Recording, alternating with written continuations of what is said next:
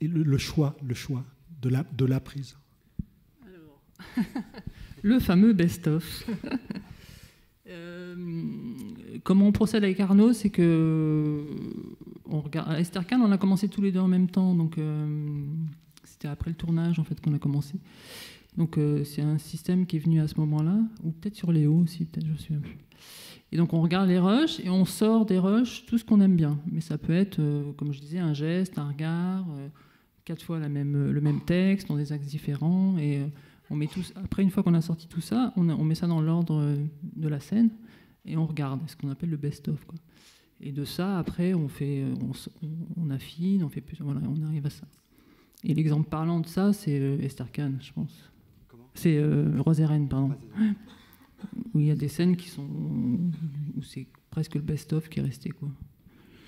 C'est de ne pas préjuger, de prendre tous les moments, la moindre chose qui a du charme, qui est précieuse. Si on ne sait pas encore comment on va l'assembler, mais moi j'ai besoin de voir et pas le mien de best-of. Après, une fois que tu as fait un best-of... Oui, d'ailleurs des fois j'en fais pas parce que je me dis que il y a peu de matériel et je me dis bon, je prends cette prise-là et tout. Si c'est un plan séquence ou des choses comme ça, mais tu fais quand même les gros yeux. Tu dis t'as pas fait de best-of. Et c'est en regardant ça, c'est toujours ce principe qu'il y a des spectateurs qui me renvoient à quelque chose. Moi je vais filmer, eux ils me renvoient, ils me disent t'as filmé ça. Et alors après on commence à assembler. Et le best-of c'est scène par scène ?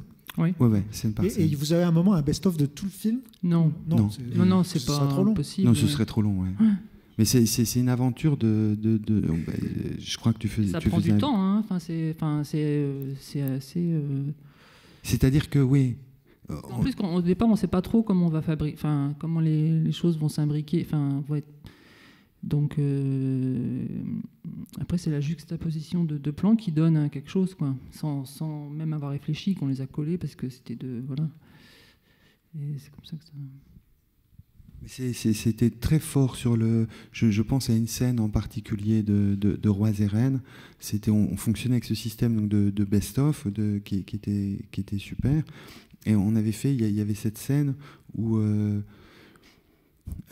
alors quand j'aime pas un best-of, je peux le dire à Laurence, je dis j'aime pas, je trouve que j'ai filmé mieux. Dans mon souvenir, j'ai filmé mieux que ça, donc on refait un best-of, un nouveau best-of, donc je sors, on refait, etc. Et il y avait un best-of sur une scène où l'action est la suivante.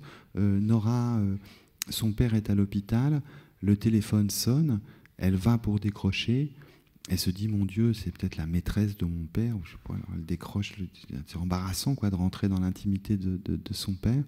Et c'est sa sœur qu'elle n'a pas vue depuis des années. Et à ce moment-là, elle doit lui annoncer que son père a un cancer et qu'il va mourir bientôt et qu'il est en phase terminale. Et alors, souvent aussi, on fait ça. C'est des trucs qu'on faisait avant avec GDG, qu'on fait moins, mais qu'on fait encore parfois. C'est quand j'arrive plus à monter, on enlève le son et on met de la musique à la place. On faisait ça tout le temps sur la Sentinelle. C'est-à-dire que vous montez, tout, ça vient de la fois où je te disais avant, le jour où j'ai la révélation, quoi, où j'ai compris que je savais monter. Quoi. Ça m'est arrivé d'un coup, j'ai su que je savais monter. Et si vous voulez, j'ai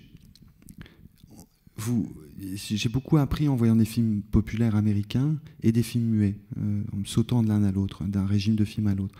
Et si vous voulez, dans les films muets, vous n'avez pas de raccord. Vous voyez, si vous avez un plan qui est comme ça, et après vous avez un plan qui est un peu plus serré, des fois il y a peu de différence, l'attitude de l'acteur est différente. Parce que si vous voulez, s'il y a une continuité, il n'y a pas d'intérêt à déplacer le point de vue.